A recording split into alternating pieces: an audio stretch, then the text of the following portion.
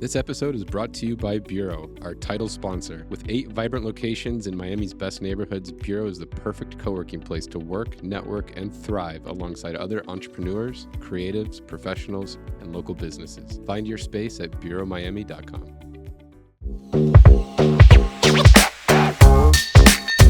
Thanks for taking the time to sit down with us today. My great pleasure. And we also have a couple other people joining us today. We got Nick. Nick's in the room. Next generation of the Swerdlow Group. Michael Lou's joining us for a scotch. Michael saw the Glenlivet 14 year. And jumped in here. He's like, who are these guys? I want to have a sip of whiskey with them. Well, let's start off with a cheers. Yeah, cheers, guys. Cheers, everyone. Cheers. Cheers, Michael. Cheers. Thank you. Gentlemen. Cheers. Cheers. Thank you. Cheers, Ben. Cheers, dude. It's a Friday afternoon, so we're kicking it in here in the Grove. It's happy hour. It sure is. Yeah. Well, you mentioned you're not a big podcast guy, but in this podcast, what we like to do is it's basically a biography on our guests. So we want to start from the very, very beginning, from where you were born, where you grew up. You want to hear about my humble origins? I do. Yeah. We do. That New York accent doesn't hide, no matter how long you've been down My here. father was a milkman. Was he? No. No. Isn't that what guys usually say? Yeah, that's Well, it depends. Yeah. It depends. So you were born in New York? Absolute. Bronx, New York. Bronx. Bronx, New York. Wow. Near by the zoo. And what did your parents do growing up? My father was in the textile business, and my mother was a homemaker. That's awesome. And your parents awesome. Came to the U.S. from where? My father was born, In New York. yeah, Okay. in the Bronx, which is really halfway New York, halfway something else, Yonkers. My mother immigrated here from Poland when she was 3. And your parents met in New York. Yeah. Okay. I believe she was a citizen, but I'm not quite sure. Okay. Well, she married a citizen. Yeah. So that makes her a citizen. Yeah. Our immigration rules were a little more lenient. Well, maybe not actually back then. Yeah. Especially New York. Yeah. Yeah. So your dad was in the textile Then business. the dad was in the textile business. They moved to Queens, which is another borough of New York, in the late 40s. I barely remember the Bronx. You grew up in Queens? Yeah, that's where I spent What part of Queens? well, my parents used to call it Jamaica Estates North, Okay. but it was really Flushing. Okay.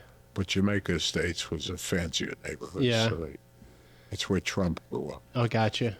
Did you know him? Yeah. I didn't know him when I was a kid. I knew him when I was in my 30s. Oh, okay. But you guys weren't chasing each other around on bikes around the neighborhood, huh? How was it growing up in Queens? What did you like growing up in New York? Huh? Did you like growing up in New York? I didn't know any better. Yeah. We thought we thought we were in the country in Queens. There were still vacant lots. Hey. I'm not kidding. Yeah, I believe it. Nobody was farming. Yeah. But I guess originally there was a lot of farming in Queens. Before. I would say in the 30s and 40s. I believe it. Yeah. Carl Yastrzemski, you know who that is? No. He's a baseball player that was extremely good. Uh-huh. I forgot who he played for, you know? Yeah, very good player.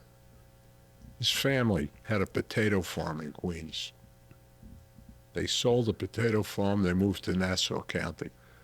And then Nassau County got extremely busy with people who were a little richer than people in Queens. Yastrzemski sold the potato farm again, and they ended up with a giant potato farm in Suffolk County where the Hamptons are. And they ended up extremely rich people. Unfortunately, nobody knew anything about farming in my family. My father knew about the textiles and crap games. Crap games? Running backroom gambling ops, or? Oh, yeah. Nice. That's fun. That's In fact, his parents, they were extremely dignified people.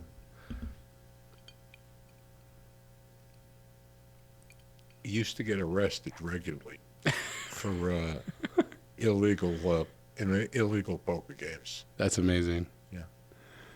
You wouldn't have known it because they really were quite. They were an elegant couple. Were they doing it for the money, or they just enjoyed it? They like playing cards. Yeah, they like playing cards and putting money on it. Yeah. That's awesome. That was your father's parents. Yeah. That's incredible. So your dad carried the tradition on. Your dad carried the tradition on of having some craps in the back room. Oh, yeah. So when you were a kid growing up in Queens, did you like going to school? Were you good in school growing up? Yes, it was good. Did I like it? What kid likes going to school? Hey, there's some weirdos out there that enjoy it. I went. If I didn't go, I was killed. By your parents? Yeah. School was important to them. Yes, it was. I remember telling my mother one day that I thought I was sick. And she said, "Get the fuck out of the house immediately and go to school." I came home. I'm not kidding. I had 105 fever. Oh, wow. She gave me the next day off. That was nice of her. Huh? That was nice of her. Yeah. That was when I was in high school. I went to high school in a place called Stuyvesant High School in Manhattan, which required a bus and 2 subways, which, by the way, if you paid, it was a nickel at the time. But you got a pass if you were a student. So I got to go everywhere. And that high school required a test. There were smart kids there, but Yes, they were all, Stuyvesant's a really, very good high school. yeah, they were all gangsters. Oh, yeah? Yeah. So you fit right in. Huh? So you fit right in. Nah, I was kind of a nerdy kid. Yeah? I was very young. When I started high school, I was only 15. Dang. No. When I started No. college, I was 15. You started college at 15? Yeah. You were What? that good of a student? In New York, there's not enough room in the public schools. So if you're smarter than a dog, they skip your grade. If you take a little test in the 6th grade, I believe, you get to do 7, 8, 9, which is known as junior high school, in 2 years instead of 3. And so I graduated 2 years before I was supposed to. I went to college. And where'd you go to college? MIT. Oh, wow. At 15. Yeah. Well, I was almost 16. But that's And then I transferred to a school called the Stevens Institute of Technology, which is in Hoboken, New Jersey. And you were interested in being involved in the technology scene? Well, technology was different then. Because what year is that you were in college? I started in 59, graduated in 63. Okay. So it was just kind of the beginning of the computers becoming not like We taking had them a off. computer in school that was literally the size of this room and had probably 1/10 the computing power of that telephone. I believe it. Are these was the ones with like the different. paper cards that you have the holes that you put in? And Yes. Yeah. I don't know what they're called, but I know they Yeah. exist. They had something called, here's what happens. A computer only reads computer language, which is 1s and 0s, as you know. Mm-hmm. So IBM had created programs that enabled you to write out what you needed to in that program. One of the popular ones is called Fortran. There's one that's still around called COBOL. So you typed out the cards in Fortran, and you put those cards into another machine where they translated the Fortran into machine language.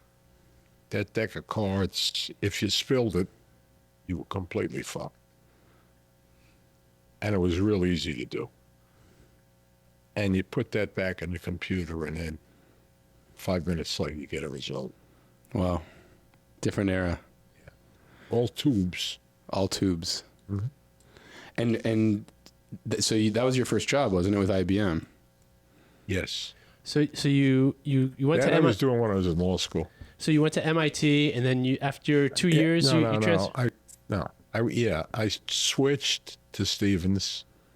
Then I went to Columbia to study mathematics to get a PhD. Except it was too hard. As I've told him, either I was the dumbest guy in the class or the least interested. Yeah. Or both. Probably both. Those guys were really smart. It was a very small class, maybe 20 people, studying. While I was there, I taught a course in second-year mathematics called Fourier series and boundary value problems. I don't know what either one of those things are. Yeah, I have no idea what that is either. No, never heard of it. I wasn't a math guy. No. So I got a master's degree, and then I went to law school. What'd you get your master's degree in? Mathematics. Okay. For someone that didn't love school, you sure spent a lot of time there. Well, that was the only way we knew to get a job. I could have become a cop, a fireman, or a teacher. So I went for teacher. I didn't know any better. My mother came from a union family. And I didn't know what to do, so I just kept loading up. Then I went to law school at NYU. And those kids were dumb enough for me to deal with. I did not, I finished but did not take the bar exam because I was already making much more money than a starting lawyer. And how were you making money at that time? I just had a good idea. When I started law school, I was selling life insurance, which is called no job. You go to the movies a lot, and once in a while you ask a guy if he wants to buy a policy, which nobody does voluntarily. But I did okay. I was really making some money. Then I discovered a way to mass sell policies. And by the time I graduated from law school, I would guess I was making $50,000 a year. You know, starting salary for an attorney, $600 a month. Oh, wow. And what was your idea to mass sell life insurance policies? Yeah, we do. I knew a guy that owned a leasing company. The guy has since passed. I won't tell you his name, but he was an infamous guy. And he was leasing medical equipment to doctors. So I said, well, what happens if the guy dies before the lease is paid off? Nothing. We go after the widow. Right. I said, why don't you just include an insurance policy with the lease payments? And in case the doctor dies, you let him keep the equipment. You take the money from the insurance company. Right. Good idea. Wow. So I found an insurance company that would pay me a commission of 50% of the premium. Wow. No, you charge enough, you can pay anybody Right. anything. As you guys know well as brokers, right? Yeah. And all of a sudden, I was selling 1,000 policies a month. Dang. Without leaving my bed.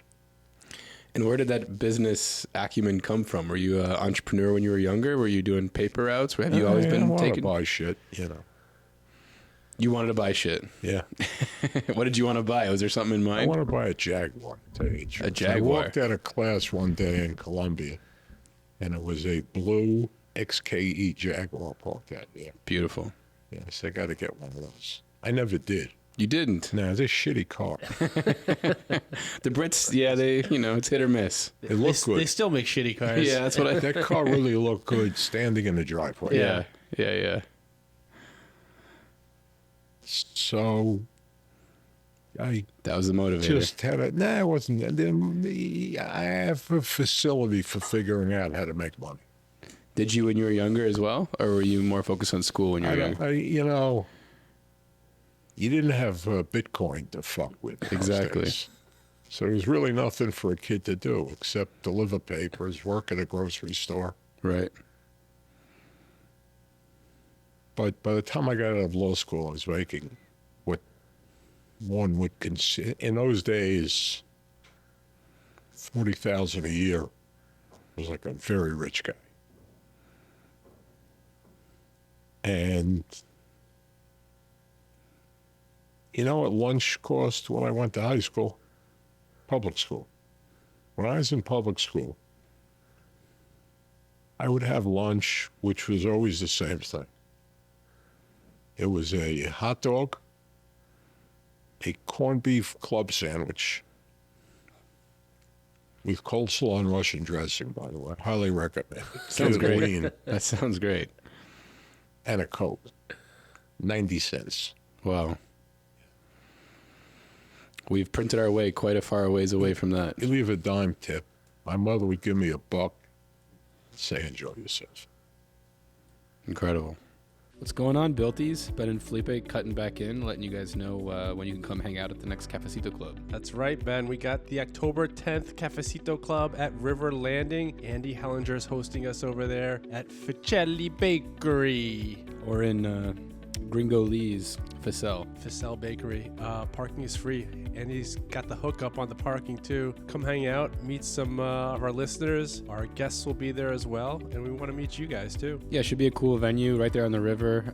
These events have been awesome. We love hanging out, connecting people, talking deals. We already have some deals in the works from it, so it's a really fun way to hang out. So looking forward to seeing you all there. Yeah, so 9 a.m.-ish, Miami Standard Time. We'll see you there on October 10th, and you can RSVP on our blog at builtworldadvisors.com. See you guys there. Felipe and I are back with another new event. We got sick of getting over-caffeinated in the morning. We needed to balance it out with some cocktails. We like other stimulants. It's just coffee. Yeah, as you guys know, we're doing a little Built World After Hours event. Our first Built World After Hours, and we got an amazing guest that we're doing a podcast with. Bob Knackle is going to be coming down from New York, and we're going to be interviewing him on the podcast. And so on October 20th, we're getting together around 5:30 p.m.-ish, again, Miami Standard Time at Miami Central. We're going to have cocktails with Bob, and we'd love to have some cocktails with our listeners and a bunch of our guests as well. Yeah, we thought it'd be another cool way to do a compliment to the Cafecito Club that's been getting a lot of traction. Hang out, unwind, talk to Bob Knackle, the legend of New York City building sales. And we'll be at the Central Bar in the Miami Central. You can't miss us. Yep, so we'll see you guys there October 20th. Looking forward to having a cocktail with some of our guests. See you guys there. Cheers. Later.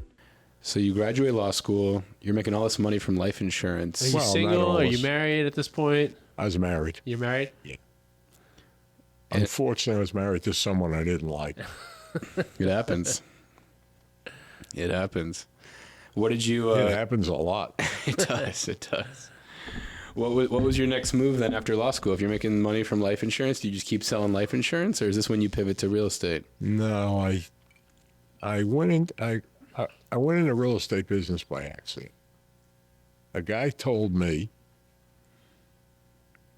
a guy that really knows a lot about real estate, I won't tell you his name, but you'll know who it is, that if you can buy an apartment building for 5 times the rent roll, you're doing okay. So they used to send out, there was no computers back in those days, thank God. There was also no internet, which you should also thank God for, but it's here and we're not getting rid of it. If you can buy an apartment for 5 times the rent roll, you'll make money on the apartment. The rent roll is the gross income from the apartment building. So brokers used to send around what they call setups. You guys are brokers, right? But you got a computer that sends people stuff they don't want, right? Yep, exactly. Yeah. Lots of junk mail. Yeah. We spam the shit out of people Yeah. for sure. Yeah. And I get a setup from a broker that sent them out every day.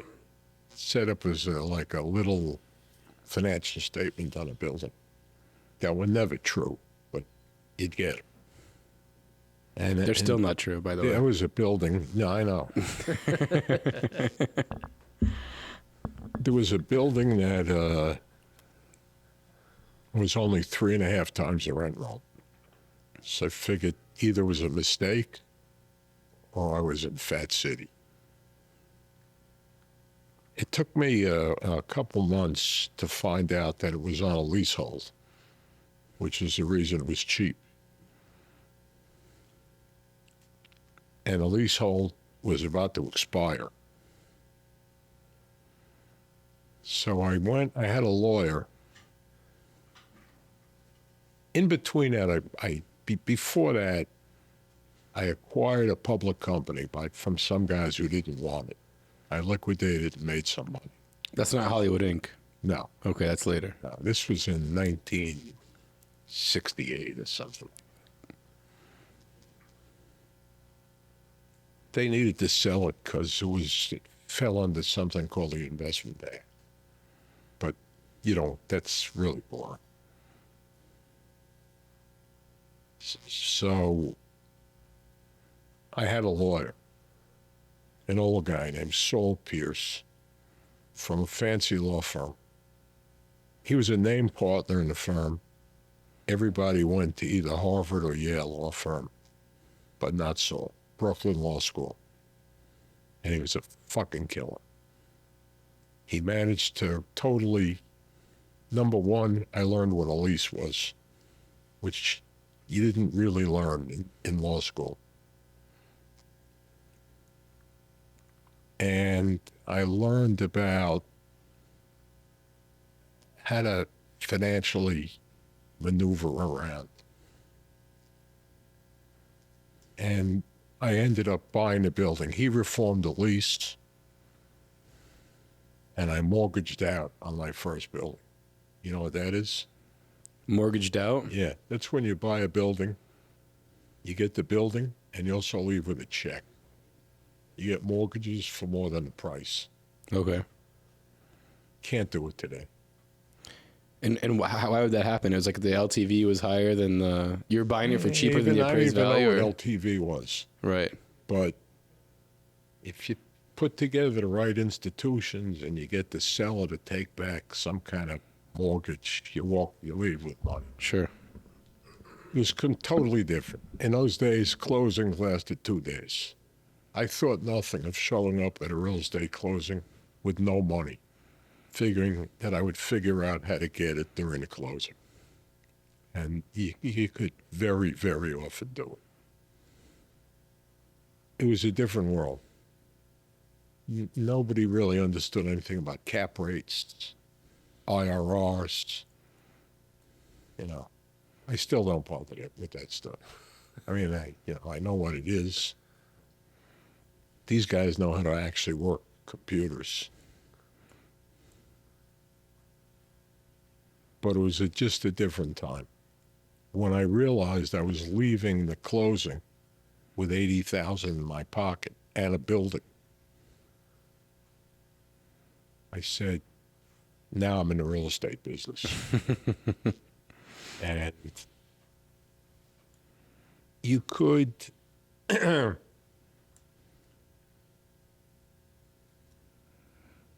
by virtue of times changing, you could make very good deals. Because the old-fashioned guys thought things were worth less than the new-fashioned guys. So if you could find a nice old guy that you weren't taking advantage of, but he believed his building needed to throw off 13%. That was the cap rate he was selling it at. You knew a guy that would buy it in on 11. It was very easy to make money. It makes sense. And back then, there was such a asymmetry of information. Now it's too commoditized. Everyone knows too much. You can't take advantage of that. Right. It was a lot more fun also. I bet. It sounds more fun. Ben, you know what they say in real estate, if people don't know you, they're not doing business with you. Exactly. That's why the Built World podcast works with top-of-mind public relations, because being a best-kept secret sure doesn't pay the bills. Paula Uspa-Abbott, the brains behind Top of Mind PR, is a former real estate journalist, so she knows exactly what makes the media pay attention. And let's be real, getting in the press isn't just about bragging rights. It's about building credibility, landing deals, and making sure the right people know your name. Whether it's top-tier media coverage, killer storytelling, or just making sure you're the one people think of first, Top of Mind PR has you covered. Want to stand out? Hit up topofmind-pr.com or email info@topofmind-pr.com. Because in real estate, if you're not visible, you're invisible. Ben, you and I are all about PropTech, and if there's one tool we absolutely cannot live without for our commercial real estate brokerage business, it's Vista. Absolutely. Vista is incredible. We use it every single day, and we're always wondering, how do they do this? Every evening we get an email from them with real-time closed transactions. No more waiting around for months for the property appraiser to finally update. Yeah, whether you're doing industrial, retail, office, land deals, they have every closed transaction. And it's not just the speed, Ben. The details are on point. Seller and buyer info, contact details, phone numbers, emails, everything is accurate. It's hands down our top prospecting tool to farm for warehouse deals in Hialeah. Vista keeps us one step ahead always. It's also the best way to search for comps when putting together opinions of values for clients. Head on over to Vista.com and use code BuiltWorld and get 30 days free access today. VIZZDA.com. So I ended up in the real estate business. And that was in New York, that first building. Do you remember the address? Yep. 101 West 23rd Street. 101 West 23rd. What is it now? What year- 23rd and 6th. What year did you buy it and how much did you pay for it? I don't remember. You don't remember what year? More or less what year? I don't remember the year I bought it. I don't remember what I paid for it. I do remember The address. going to landlord-tenant court. I do remember. I'll tell you a couple of stories that would have immediately put the normal guy out of the real estate business. I got this building. I go there to see it. First, I have my closing. We're still talking 101. Yeah. Okay. The closing took place in Brooklyn. And the guy that gave me the second mortgage that enabled me to finance out was a REIT. He's one of the early REITs called BTMI, Bankers Trust Mortgage Investments. They since went bankrupt. Bankers Trust, the whole kit and caboodle, is no longer with us. It was a big bank at the time, but big banks stand at big banks now are different. You had a few $100 million in footings in those days. You had a big bank. Now you got a piece of crap. I go to see the building. I first of all close a loan. I get the money. I walk out of the place in Brooklyn where we close a loan. Someone stole my car. That's the way the week started. Went from I made $80,000 to my car was stolen. And the next day I went to see my building. It was surrounded by a cordon of police cars. So I said, I'm going in. I'm the owner of that building.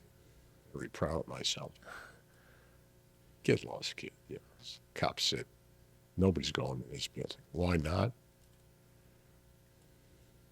I can actually now give you the date of when the building was bought, if you do a little research. There was a guy named Joe Colombo. You ever hear of Joe Colombo? We know the name. Yeah. Joe Colombo was the head of one of the five Families. controlling mafia families. And he had an association called the Italian American Civil Rights Association, which operated under the fiction that there was no mafia, but people were just prejudiced against Italians, so they made all that shit up.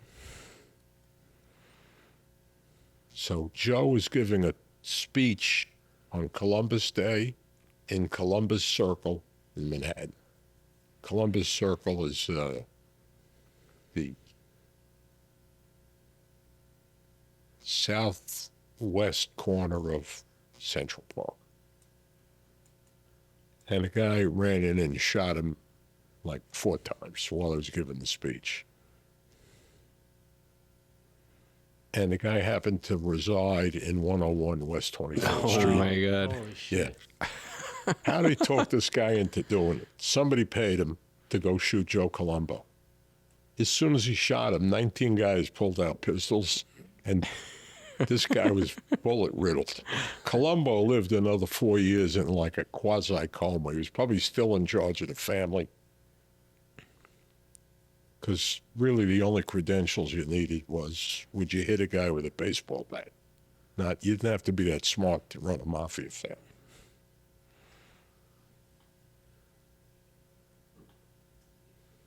That was a second downer. It's a hell of a day. Then, Hell of a week. yeah, I tell you what happened. I had a superintendent there called Manny. And the guy told me to make sure that the tubes in the boiler were always clean. I couldn't tell you what the tubes were. I couldn't even tell you where the boiler was in the building. Probably looked at it. So I would call all the time. I'd call Manny and say, how's the tubes? You got them all? I could never reach him. He's across the street. He's home. But what I loved about him was he had 8 apartments leased for cash, or 10 apartments leased for cash. And the first of the month, the guy showed up with a bucket of cash. I did not avoid taxes. I put it right to the bank. But they were reliable tenants.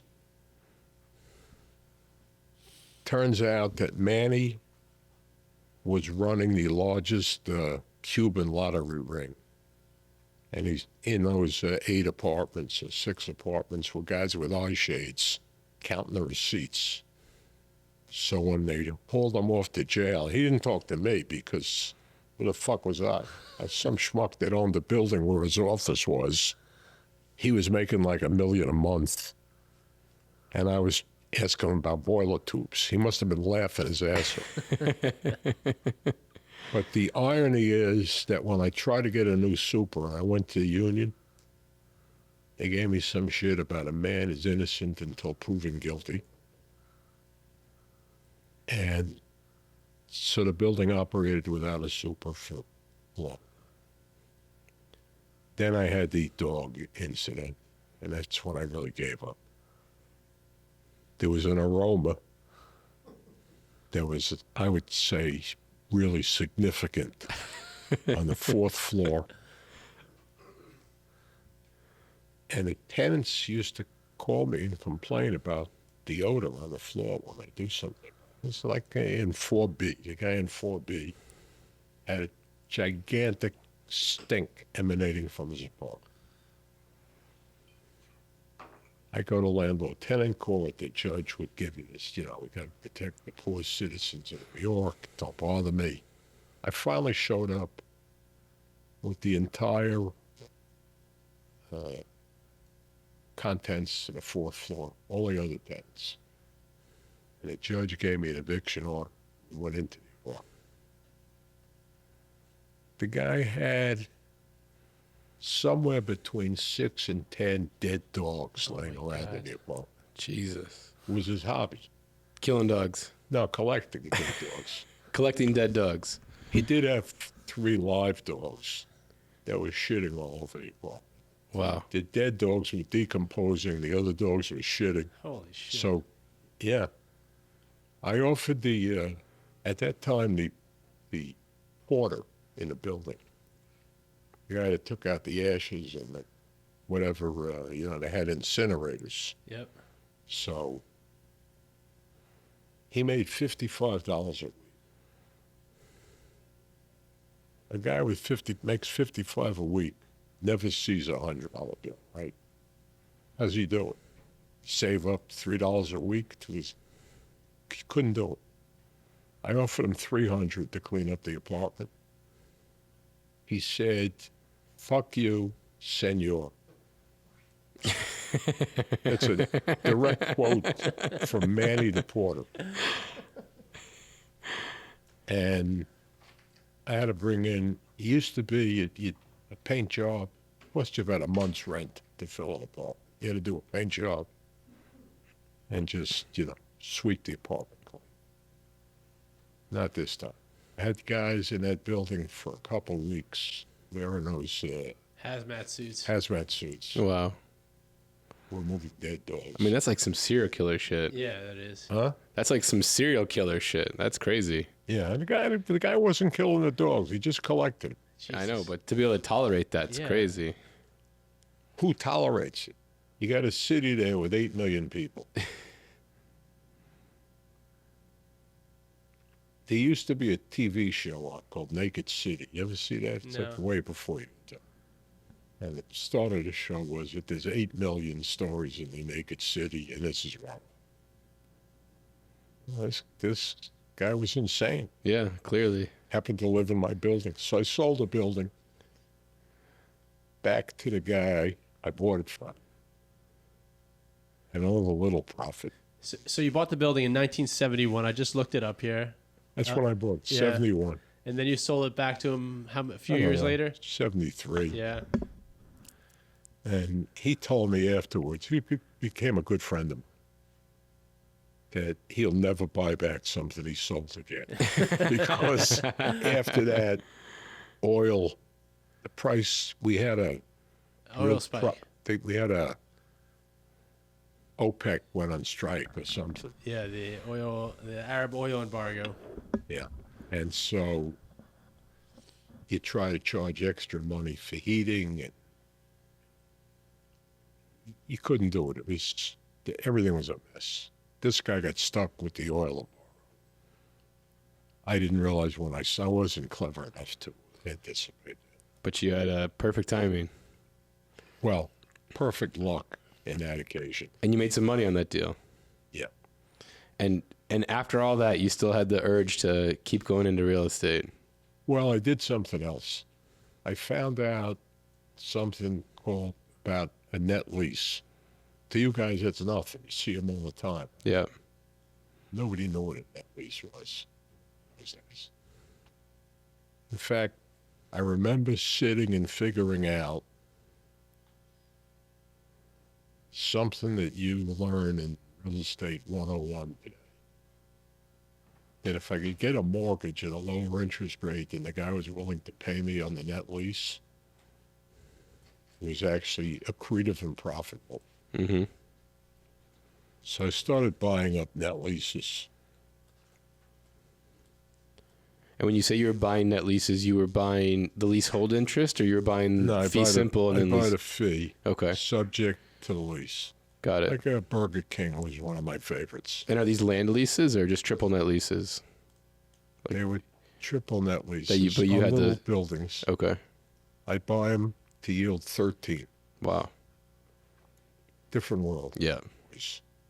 And I'd sell them to pension funds to yield 10. That was called making a profit. Yeah.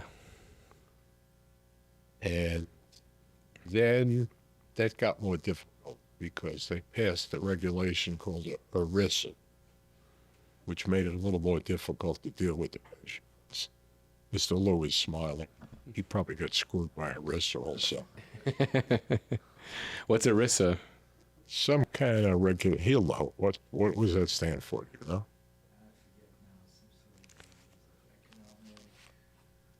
It was a way to regulate what pension funds could do. Okay. So they couldn't pay the 10% anymore.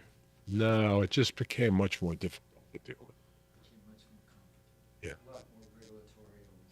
Right. But then I used to do, in those days, $40 million a year. In transactions. Yeah. And was this, where'd all the equity come from? Was this just, were you able to over leverage this? Or What equity? You didn't need equity. You'd make a contract. You'd go over to the guy with the pension fund. And at the closing, you'd get a big check. And you would just take a spread on it. This is the real estate world I want to get into. But because I was very reliable, the biggest companies don't. I mean, I used to get 11% from Burger King, corporate guarantee. I made a giant deal with Pacific Gas and Electric for their headquarters. That was over $100 million. We dealt all the American giant companies, because I really did deliver a deal. And how would you find these deals? Where would they come from? I had a couple of guys that worked for me. Look, And they'd just be looking for... nobody else was doing it. Right. And what would you look for? You'd look for... Were the leases already in place and you were just buying the real estate from the existing owners and extending the leases or something? I'd buy them generally from corporations, and I'd hand them the lease. Oh, you'd lease it back to them? You'd do like a sale lease back? Yeah. Okay. It was like they all needed money. So if you needed money, it's a good way to get it. So you do a sale lease back on a triple net deal and then sell it at a lower cap rate to someone else? Yeah. This was when we had the 12% inflation in this country. This was when a 5-year CD paid you 13. Wow. Yeah. It's a different time. You know, Felipe, ever since we moved into Bureau, my productivity has been through the roof. I mean, I might actually be getting things done for once. The energy at Bureau just makes work fun. Plus, with 8 locations across South Florida, from South Miami all the way to Hollywood, there's no excuse for not finding a spot to get your shit done, Ben. And we're not alone. Over 500 local companies call Bureau home. Everything from creative agencies and real estate firms to tech startups, law firms, and media companies. It's a melting pot of brilliant people, and we don't include ourselves in that category. We definitely don't include ourselves in that category. Bureau really has space for anyone, whether you're flying solo or have a team. There are suites starting at 100 square feet all the way up to 2,000 square feet. They also don't try to lock you into long-term agreements, and everything is month to month. Let's not forget the important stuff either. The coffee is top tier, staff is incredible, and has a very entrepreneurial vibe. It's not just a workspace, it's a place where work actually gets done. That's right, Ben. So if you want to level up your workday like we try to do every day, check out Bureau. You might even catch us sipping some espressos between podcast sessions. Or tequila. Definitely tequila. Tell Bureau the Built World sent you, and you'll get 50% off your first month's membership. See you out there. Cheers. Later. If your Instagram is collecting dust, so are your leads. That's why we started working with Sage Marketing. And I gotta say, they're dialed in, Ben. Yeah, they'll build out your content, help you with your brand voice, and even create custom reels for you. Stuff that looks good, authentic, and performs. Whether you just need strategy, someone to train your team, or you're ready to hand it all over, Sage has packages for whatever level you're at. And the best part, you can book a free 15-minute discovery call. No pressure, just a quick call to see where you're at and how they can help. Hit up socialmedia.sage on Instagram or check the show notes for the link. If you're serious about growing your brand this year, this is the move. Was it? I mean, how do you feel about the way that inflationary environment was versus today? That was out of control. I didn't pay attention to it. Right. Just like I don't pay attention to it today, except as it reflects itself in interest rates. Right. And then I did a net lease with a shopping center developer. It was the first of its kind. I would look at the income on the shopping center. Let's say it was $2 million a year, net cash flow. I'd lend them, I would buy the ground and the buildings and lease it back to him. And let's say I'd pay him $15 million. He'd pay rent on the $15 million. And then I would sell a leasehold to an institution who wanted a 9.5 yield. Right. Anyway, that company was a subsidiary of what was one of the largest retailers in the United States. company called Food Fair. You ever hear of Food Fair? Food Fair. Sounds familiar. Pantry Pride Mm-mm.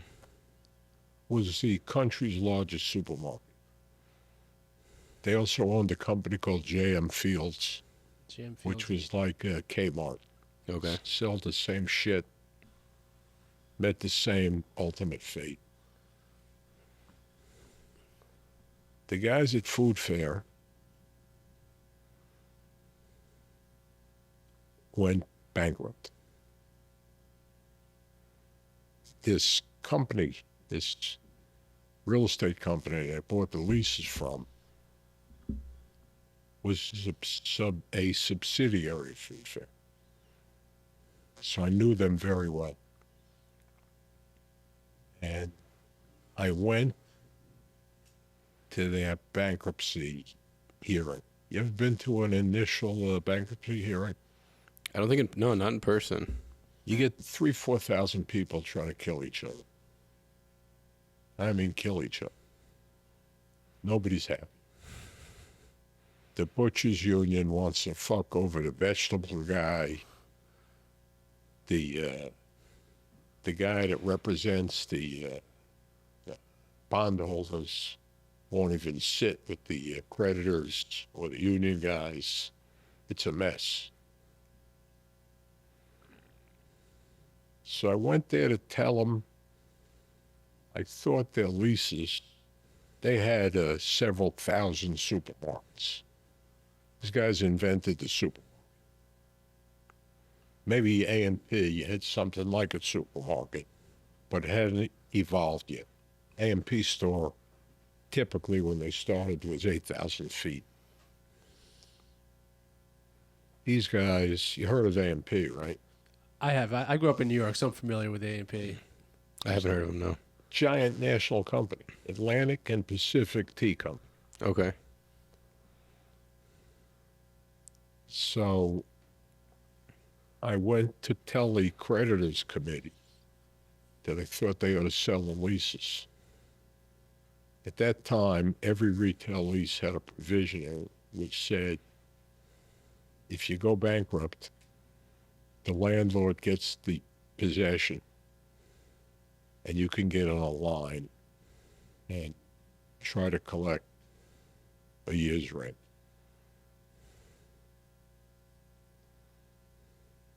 So I went and told them, you know, sell the leases. And they said, what, are you fucking crazy? You can't sell the leases, blah, blah, blah, blah, blah. Some guy stood up in the audience, very important partner in the leading, founding partner in what is today America's leading law firm. And he said, maybe we ought to listen to this guy. I was about 32 years old. And I went there because I didn't really think that I was high class enough to deal with this crap. Although compared to the creditors, was like me standing next to Donald Trump as the King of England.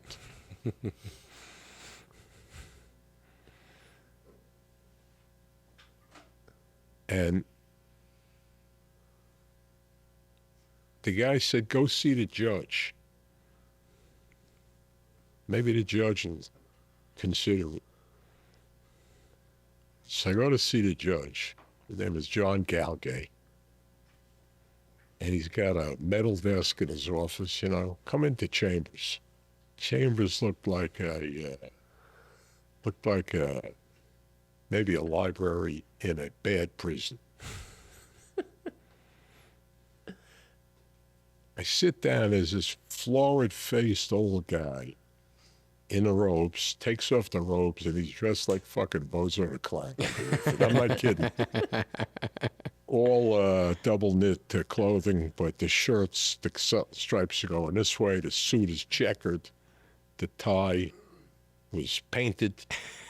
And he pulls out a bottle of Bushmills, puts it on the desk, pulls out 2 water glasses. You know those water glasses that have like where it's like the rim sticks out a little bit? So if you get drunk, you can't really drop the glass. There's something to, Yeah. right? He says, fills them up. The guy fills them up to the top. And he says, yeah, drink this, kid. So I drink this thing. What am I going to do? The judge told me to do it. I said, I think we can sell the leases. He says, yeah, but it says in the lease that you can't sell a lease. It goes back to the landlord. Now, I'm a couple of years out of law school where I didn't learn anything. But I did know that an executory promise, which is a promise to do something in the future, is not enforceable in bankruptcy. So I said, this provision's executory. Shouldn't be in any lease, shouldn't be permitted. He said, I'll give you a try. So he said, you find out from Food Fair what division they want to put up for auction. We picked the stores in Philadelphia. There were maybe 60 of them. And I'll leave the bench because I can't do this. You come in, sell the leases right from the bench. I walk in, there's 200 lawyers there screaming at me. Can't sell these leases, it's illegal. I'm smashing the thing and say, hey, you're out of order. Sit down. So you're like honorary judge at this point. Not honorary. I don't know what the fuck I was. Well, you got the gavel. I had the gavel and I was selling something. And Food Fair had taken a reserve for about $25 million for giving up these leases to the landlords. And we actually sold them for $55 million. Wow. So the difference was $80 million right then. And then everybody sued. You know, I can't sell them. The landlords all sued. They want them back. $2 of. And we won. So I sold off the rest of the company. We got for that company close to $2 billion that they were not expecting to see one penny of. Wow. Yeah. How did you make money on that deal? I got a fee. When you originally started, you had to write the judge a letter telling them why you were entitled to get paid. And then we just cut it out. We just sell it for 6%. Nice idea. And after that, every time a guy went bankrupt, a retailer, they called me. Wow. We did E.J. Corvettes. You familiar with them? Mm-mm. It was a very large department store chain that also owned a lot of supermarkets, Wicks, big companies that you guys never heard. They're gone. They're gone. Deservedly. Yeah. I did that for a few years, and then I did nothing for a few years, which I like to do. I keep making money, and then I would invest it in my favorite investment was drugs, but second was women. I was not married at this time. What kind of drugs and what kind of women? Main drug I liked was cocaine. I would never leave the house without it. I would say that from 1970, maybe 1975, till mid-'80s, nobody I knew, and I'm talking about judges, lawyers, doctors, everybody, carried around a little bottle of cocaine.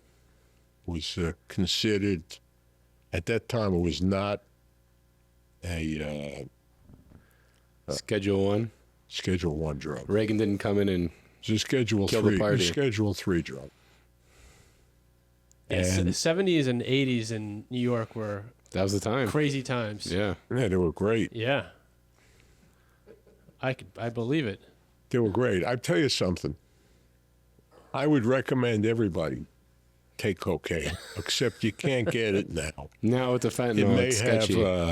It may have that shit in there that Fentanyl. kills you. Fentanyl. Yeah. That's number one. And number two, in the long run, you don't get enough sleep and you become extremely sloppy.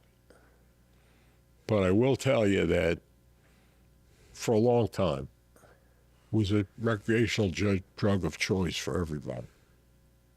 And then one day I just had enough of staying awake. I mean, I stay awake for 3 days in a row. What the fuck am I doing?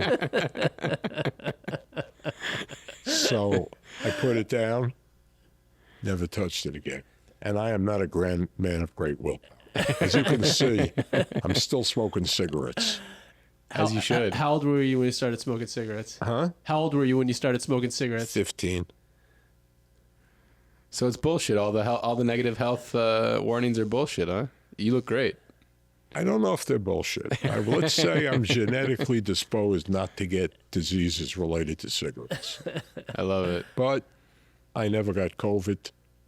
I never get the flu. I never get a cold. I believe that germs do not want to go near my house.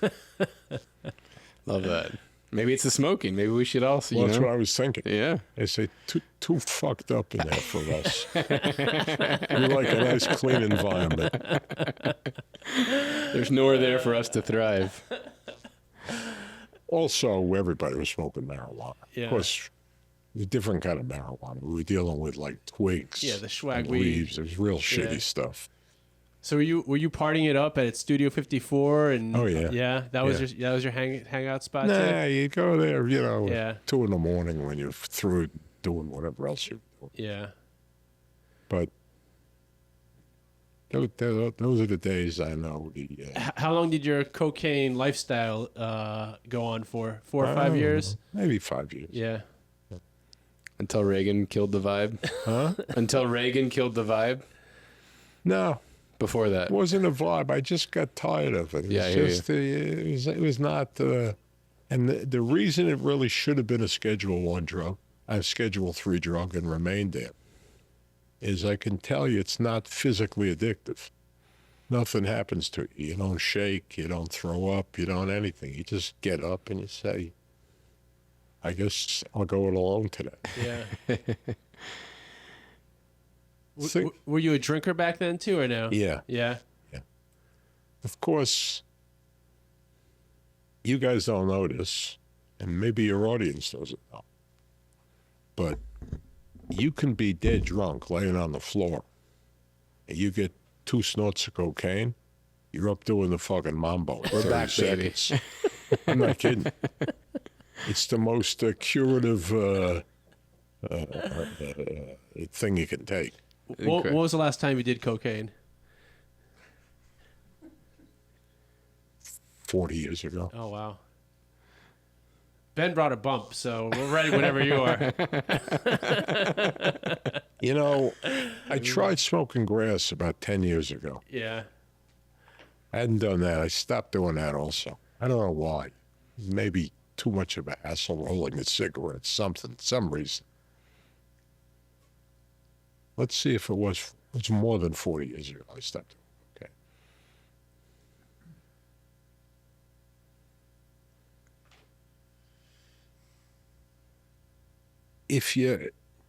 I forgot. My mind is blank from thinking. What the hell are we doing? You were talking about you tried grass for the first time 10 years ago. Yeah. For the first time in a long time. I hadn't smoked grass in 30 years.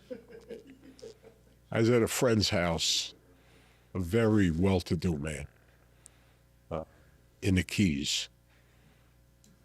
And we were talking about bone fishing.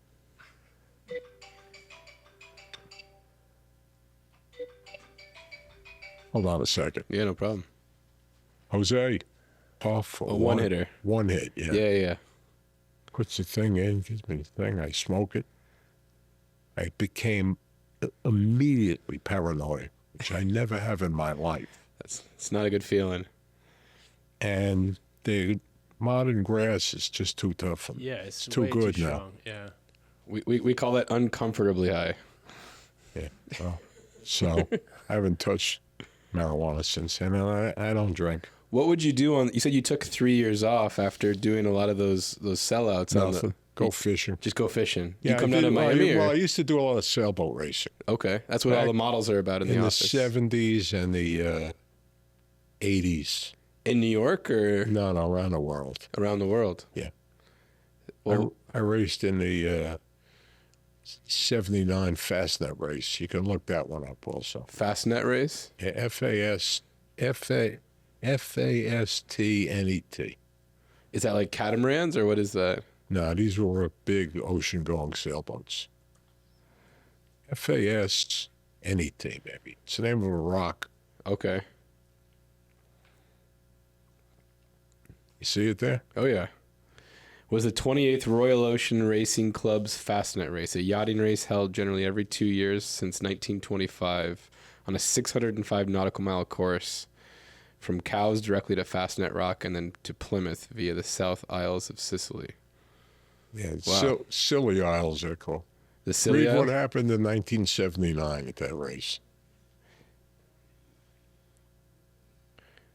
A worse than expected European windstorm on the third day of the race wreaked havoc on the 303 yachts that started, resulting in 21 fatalities during the early morning hours of the 14th of August in the Celtic Sea. Became the largest ever rescue operation in peacetime. Some 4,000 people. Were you on one of those boats? Yeah, it was driving one. I wasn't one of the guys who died. I can see that. I was on the American team. Part of that race is part of something called the Admiral's Cup. So, Dang. What was that? It was it's like a hurricane level. It says force 11 violent storm strength yeah, that means gusts. over 110 mile an hour winds. Holy Wow. For 2 solid days Wow. in a very bad place. You had a lee shore on one side of you, so you couldn't run in that direction. Lee shore means downwind. And you had waves that were 40 feet high. They say 60, but I'll guess 40. That were breaking. You know, normally when you're in a hurricane in the ocean, which I've been in more than one occasion, the waves don't break. They go this way, they go up and down. There's ways to stabilize a boat and sort of stay between the waves, but not here. This happened in the Irish Sea, and the Irish Sea is relatively shallow water. It's between 1 and 500 feet deep. The continental shelf is 10,000 feet. So when the 10,000 foot deep water starts rushing towards the shallow water, you get waves that are like beach waves. You'd sail up these waves and you'd fall off the boat, would Holy fall shit. 20, 30 feet through the air. It's amazing. How do you even sail in that kind of wind? Do you even have sails up? With great difficulty. Yeah, do you even have... Well, yeah, we did keep a sail up.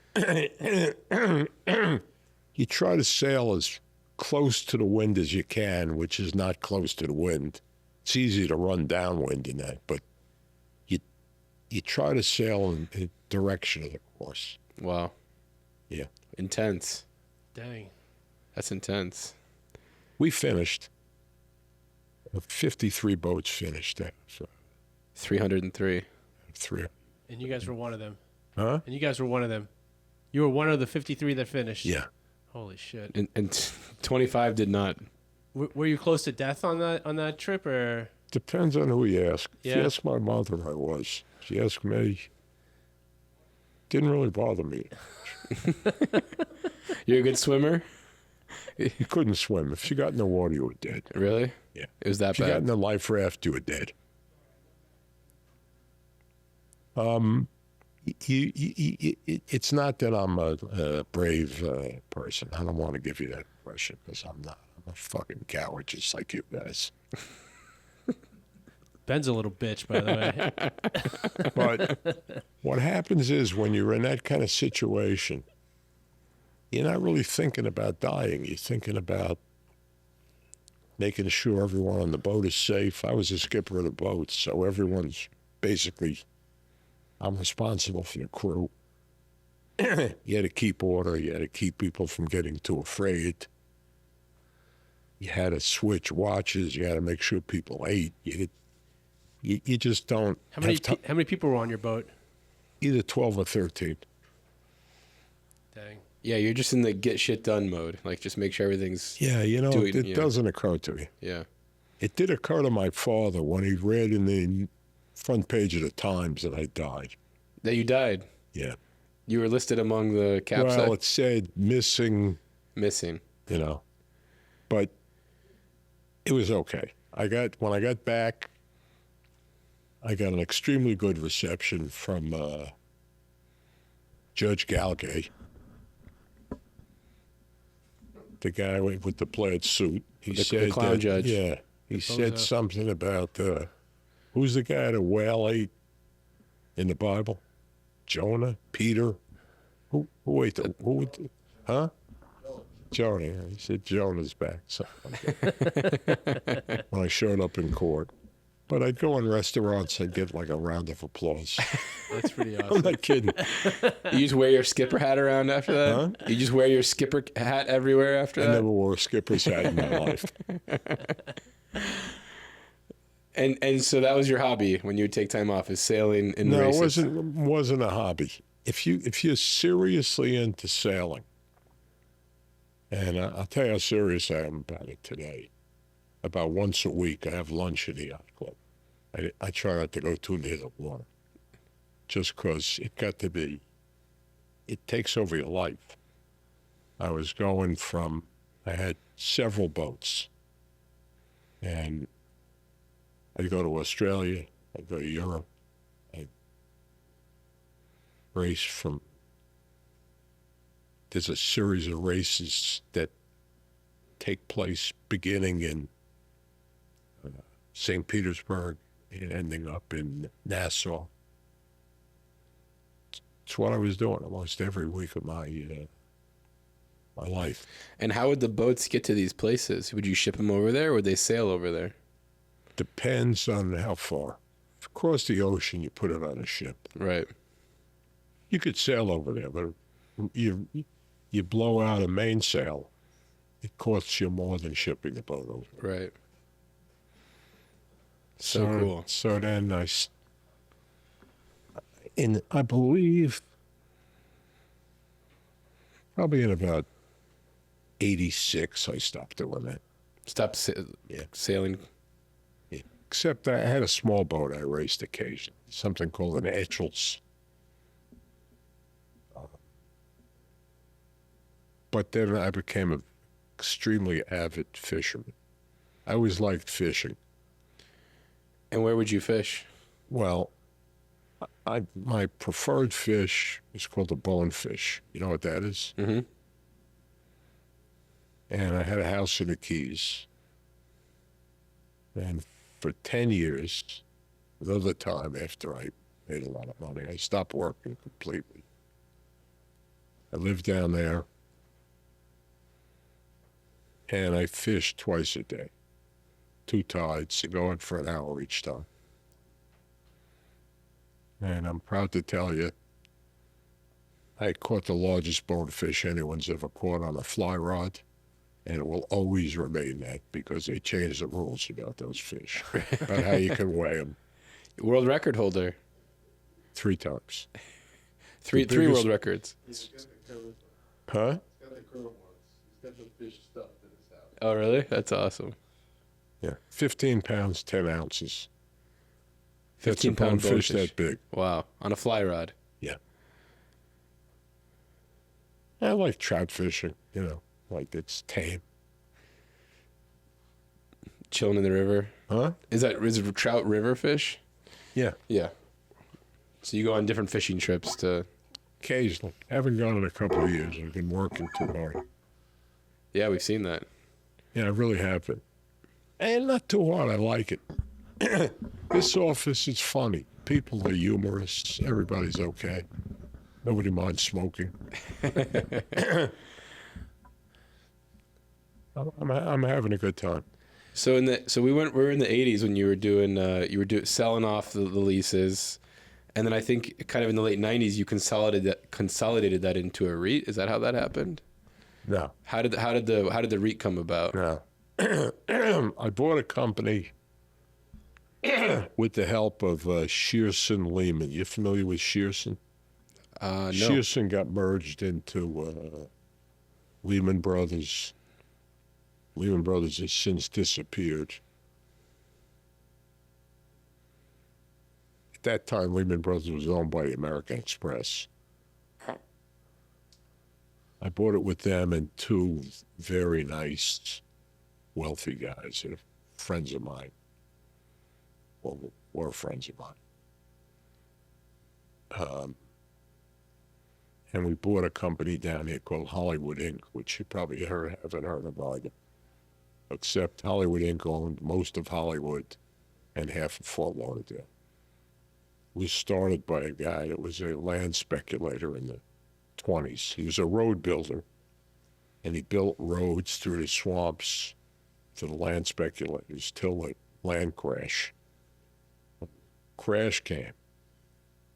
He bought up all the land, consolidated it, and owned virtually all of Hollywood and half of Fort Lauderdale. Wow. And it was owned by three brothers named the Horvitz brothers. Two of them, one guy was here and he ran the real estate. His name was Bill Horvitz. A very nice guy, but a cheapskate.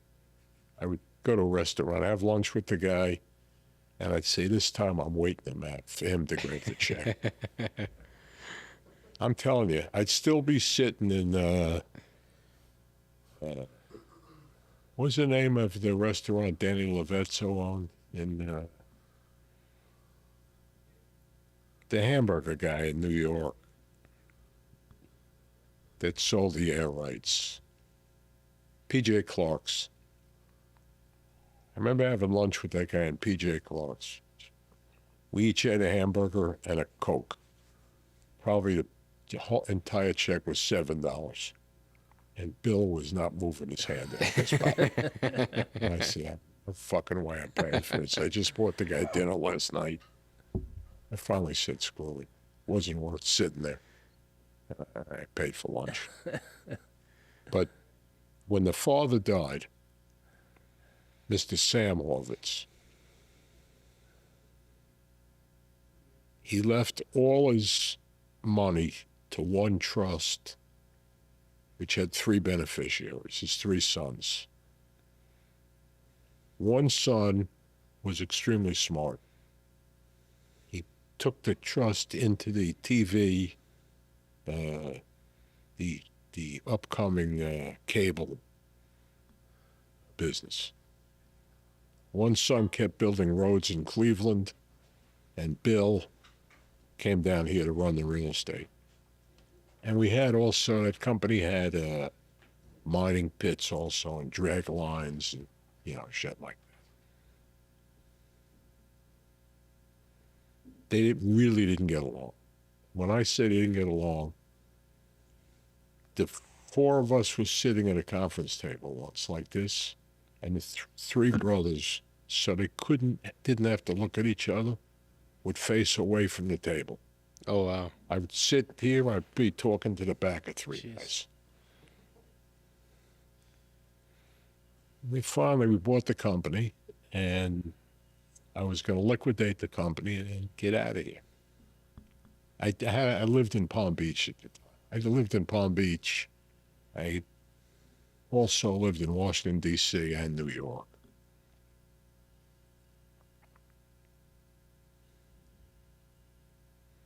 And I thought I'd liquidate the company. That'd be that. But he had a real estate recession. I don't remember when. The early 80s, maybe. So I had to build it out. The company had 50,000 acres of land. It had, the Oakwood Shopping Center? In Hollywood? Familiar with that place? No. It runs from Sheridan Street to Sterling Road, 1 mile along I-95. That used to be used to be Six Flags Atlantis Yep, was I there. remember. I bought Six Flags Atlantis. I put it together with the South Piece. I built a bridge. I filled up a water skiing lake. We built that. I built, I don't know, 10 million feet of stuff. And I ended up getting married, which I'm not unhappy about. That was about 35 years ago. I was still living in Palm Beach, and I had to come to Hollywood every day, so I moved. And building out that company was such an enormous job that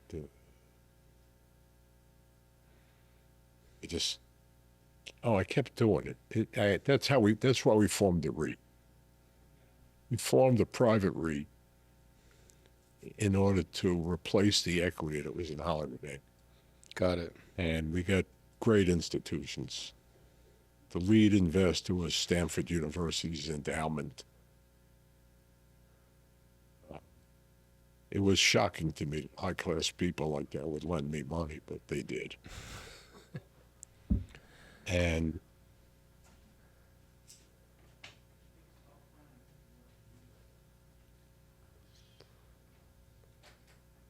the problem with a REIT whose investors are IRR-driven guys is you have to liquidate it too soon. Right. At the time we liquidated that REIT, we actually made money. 10 caps. Finest properties with 10 caps. There's no such thing as a 5 cap. We all knew it was the rates had to force the cap rate down. But couldn't wait. Guys they were showing a better IRR than taking the risk of waiting. So we liquidated the REIT. I built a couple more projects on that after that. That REIT built the Dolphin Mall, for instance. Wow. In partnership with the Taubman companies.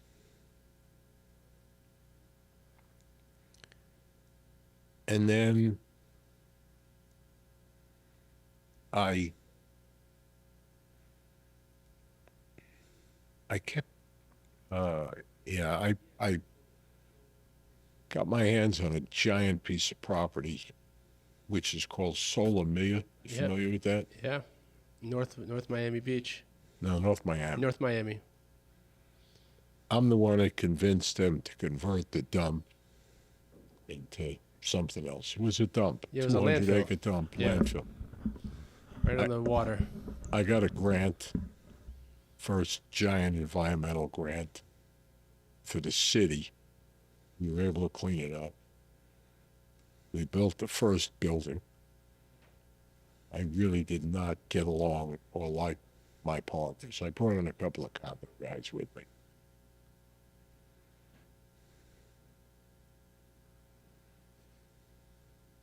And I didn't like the way they did things.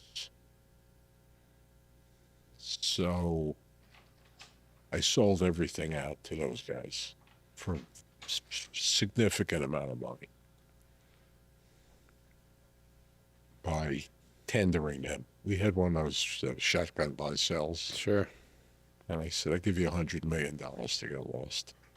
That's no surprise me. I'll give you $100 million. I said, okay. Nice seeing you. What made you zero in on that landfill? I stopped working after that. After Solomia? Yeah, that's when I went fishing for about 8-10 years. But Solomia, that was what, 15, 20 years ago or before that? Yeah, it was probably 20 years ago. Yeah. So you liquidated the REIT, and then Solomia was like the next big project. Solomia and a couple of others. I built a few shopping centers. I don't remember. Yeah. What made you focus on that Solomia as the landfill? Where did you? 200 acres. Just the location and the sheer size of it. Free land Yeah. on the water. Who did you buy the land from? The city of, I didn't buy it. I did a A lease. 200-year lease with the city of, 200 of North Miami. And then I sold out, and these guys went broke, defaulted on the lease, and I came back again. Got the lease again, a new lease this time. And I brought in a partner, and this is not a secret, a guy named Richard Leffrack. Yep. You know who that is? Yep. He's been friends of mine for at least 50 years. In fact, he's the guy that told me to make sure the tubes were cleaned all the time. Really?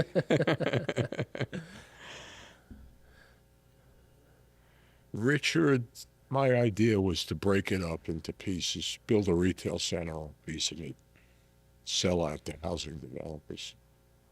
Richard doesn't think that way. He doesn't sell anything. That's why he's got $8 billion today. And I'm your standard American. But he wanted to, we planned it. He didn't want to sell anything. He wanted to build everything. I said, how much? He says, your piece will probably be $135 million. So I said, Richard, how much will you buy it for right now? And he said, I got to get a local partner. I introduced him to the Sofa family. They stayed with it, did a wonderful job. You know, we had Don Sofer on the podcast last year. I love Don. Yeah. What a character. Yeah. He was a fun guy. Last Yeah. October, we went to his office in Aventura. Well, you didn't see the real character. There was a guy before him. The guy that invented Aventura was a guy named Arthur Cohn. You ever hear of him? Mm-mm. Arthur Cohn, maybe, was the leading, he and Trammell Crow. You know who Trammell Yeah. Crow was? Mm-hmm. I would say Arthur had a company called Arlen Realty. He literally invented the shopping mall because he had a father-in-law that owned 4 department stores. I don't remember which. And he said, hey, we put them all together. And extremely smart man. They bought a 40,000 acre swamp up there, which is now the city of Aventura. And he sold all the pieces off. He sold on Turnberry, which was part of Arthur's big holdings, which were Aventura. Arthur didn't really pay attention. He didn't pay attention to the extent that when he wanted to get rid of the shopping center division of Aventura, which was causing him a pain in the ass, he gave it to Mel Simon. You hear that word? Mel Simon? Mel Simon. Simon You ever- Shopping Centers. You ever heard of Oh, Simon? yeah. That's the largest retail Yeah. REIT in the world, maybe the largest REIT in the world. He just gave him the thing. And Mel, of course, did a very good job. It's a different business. That business at the time was handing out fur coats to the director of real estate for, I won't mention which companies, but Mel was extremely brilliant at leasing, public relations. He was in business with his brother Herbie. Mel was the principal owner. They started the Indiana Pacers, which Herbie is still, I don't know whether Herbie's still alive, but I think he is, and I think he still owns a team. Their son, Mel's son, David, is the chairman of Arlen. Arlen's long gone. He's the chairman of Simon So after the double dip in Solomia, is that when you took another break after the frac bought you out? Yeah. And now you're back with a vengeance on in Little River.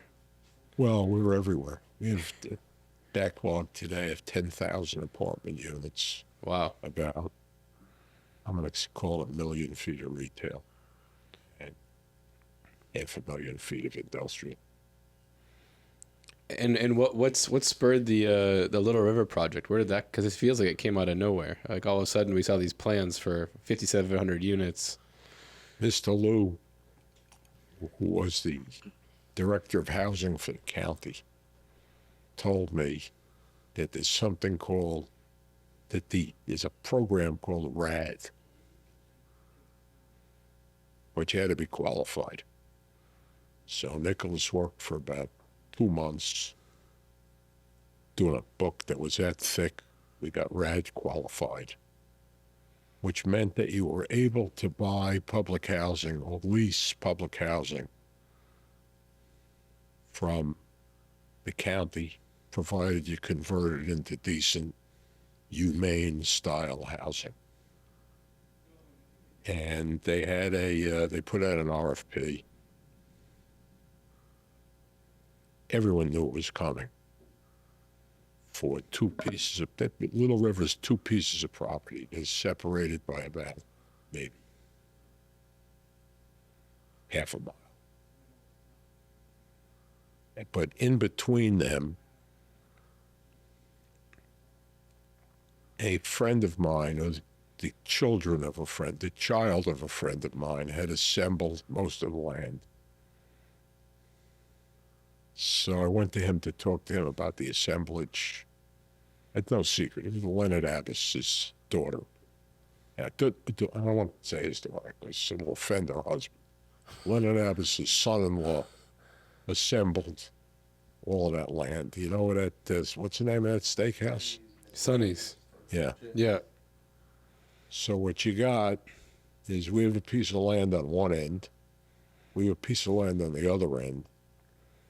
And they have various pieces of land in the middle. And yeah, artistic ventures have gone up there, and restaurants. And it's kind of weird. I mean, you ever go to Sonny's? I know where it is. I've never had dinner there. I have. It's awesome. Yeah. But who goes there? I mean, It was, man, I went on you didn't happen to be strolling by, right? You No, got we that went on armored purpose. car and you went. But it was on a Tuesday evening and it was packed. They were full. Yeah. What do you call it? Moved there. What's the name of that art thing? Oolite. Okay. Oolite moved from the beach right there. And so what happened is a real piece of luck for us. We're developing both ends. And someone bought the land on which they're building the cultural amenities that you require or you think you require, like restaurants. They're putting a big padel facility up there. There's a lot of green space because the Archdiocese of Florida has their headquarters there, or their main cathedral. The Archdiocese has a big school there. Yep. So that's all green all the time. And we're building, our buildings are for people who earn between, let's say 30 to 120% of AMI in different buildings. Not that we're prejudiced, we put them together in a second.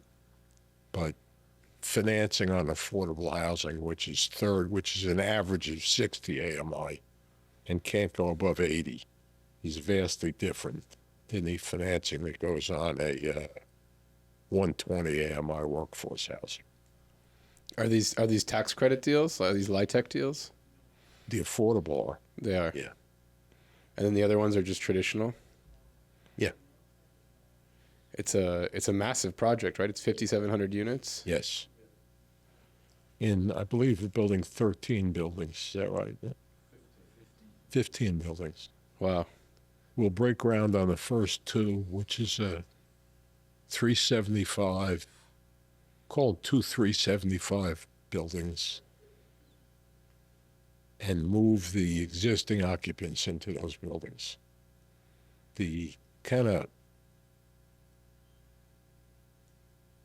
they're high rise, so they're more expensive to build. Normally, you try to stay below 8 stories when you build affordable. We found when we built Block 55, which is, that building, Of course, yep. Downtown. it's, what is that? 20-story building? I don't know. 19-story building. We were fine. And the amenities sensation. Did you ever see that? Did you see what that thing looks like? Of course, we record most of our podcasts at the Bureau, right a block away. So I've been in the Aldi, I've been in the Target, I've been in that building. But did you see the deck? The units? Those No, I've people been have? up top. They have a deck that I will venture to say is as nice as any fancy condo. I believe it. Giant pool, giant jacuzzi, barbecues. Not the normal stuff you see And affordable. in affordable. We use floor-to-ceiling glass. They're lovely apartments. And that's- of course, they're all rented because they're so lovely. Yeah. And that's what Little River looks like, too. It doesn't look affordable. That's correct. We don't think it has to. No. I think intentional design doesn't necessarily need to be expensive. And you said you're building industrial as well now? Yeah. Where are you doing that? Are you doing that in Miami? Yeah, well, we're not quite. Yeah, it's been reported in newspapers. We have a bunch of land called Poinciana, which is an unincorporated deed, just to the west.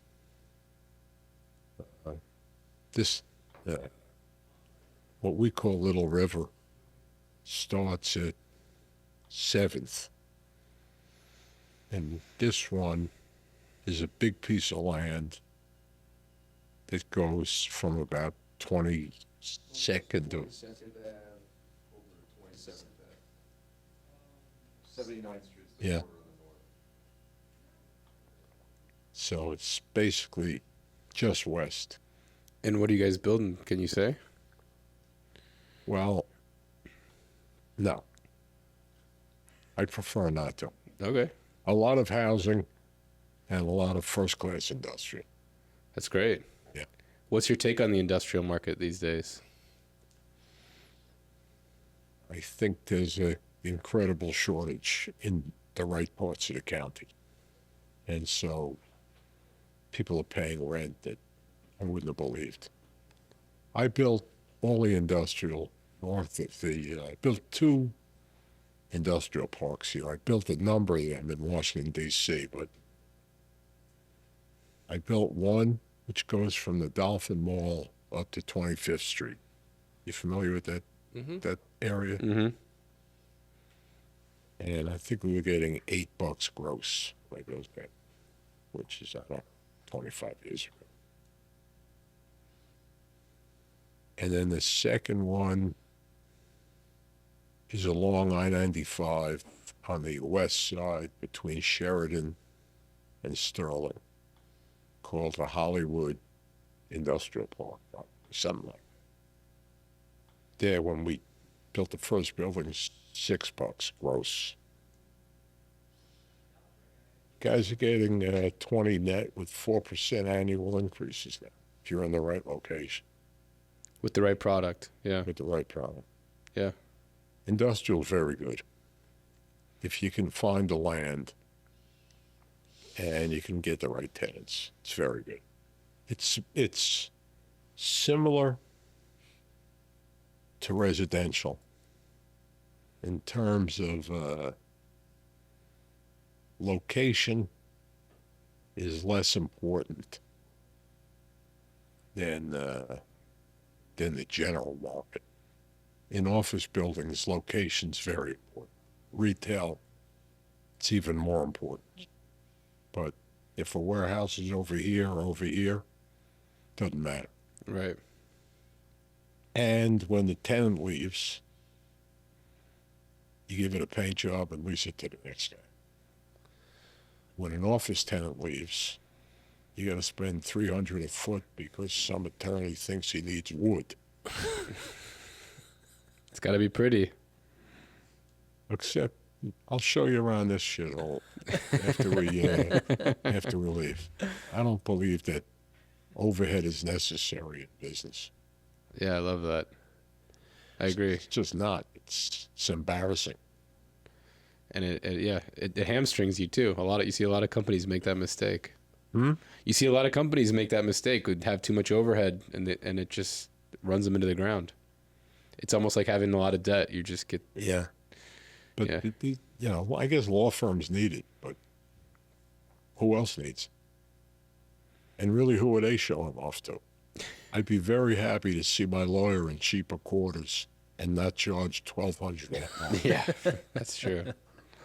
That's true. Did you mention 3 projects, or are those the 2? Industrial and then Little River. Was there a third? Or are those the 2 big projects right now? I thought I remembered. Was there a third? Yeah, there's a bunch of other ones. We're breaking ground on a senior housing project in Miami Gardens in January. That's been languishing for 7 years. Is that a tax credit deal too? Yeah. Okay. We control a lot of land in the south part of the county. And we'll be doing something amazing down there, which is sort of been in the newspapers, but I don't want to talk about it. You don't like building condos for rich assholes. What? You don't like building condos for rich guys, huh? You like building... The problem with rich guys is they sue you and they complain. And if you give a value to a middle-class person, they say thank you very much.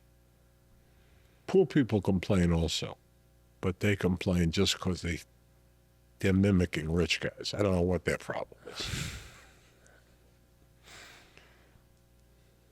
They think their rights are being trampled on. But the middle market's happy.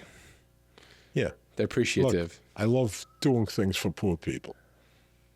But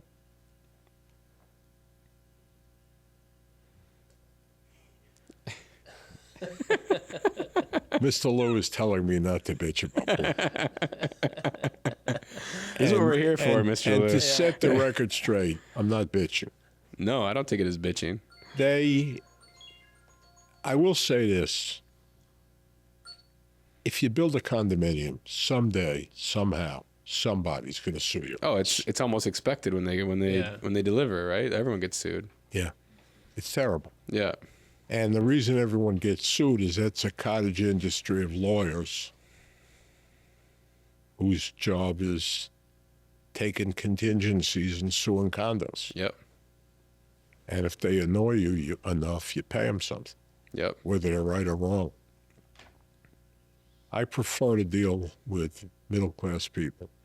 I prefer to deal with Walmart over Saks Fifth Avenue, even though Walmart's a little picky. But